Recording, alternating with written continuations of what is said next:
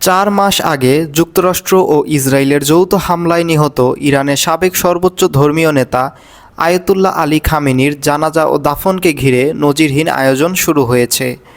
Iran ও ইরাকের 5টি শহর জুড়ে 6 দিনব্যাপী এই কর্মসূচিতে 1 থেকে 2 কোটি মানুষের অংশগ্রহণ আশা করছে তেহরান।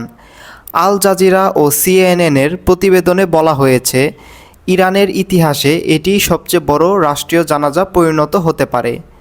এজন্য সরকারি কর্মকর্তা, সেনাবাহিনী, বিশ্ববিদ্যালয়, শ্রমিক সংগঠন, ত্রাণকর্মী ও ধর্মীয় সংগঠনগুলোকে যুক্ত করে ব্যাপক প্রস্তুতি নেওয়া হচ্ছে।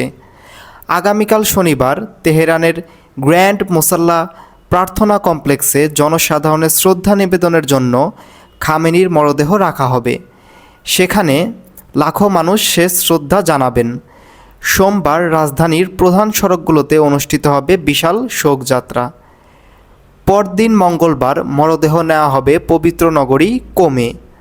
বুধবার কর্মসূচি সীমান্ত পেরিয়ে ইরাকের নাজাফ ও কারবালায় পৌঁছাবে। এরপর বৃহস্পতিবার খামেনির জন্মস্থান মাশহাদে ইমাম রেজার মাজারে তাকে দাফন করা হবে।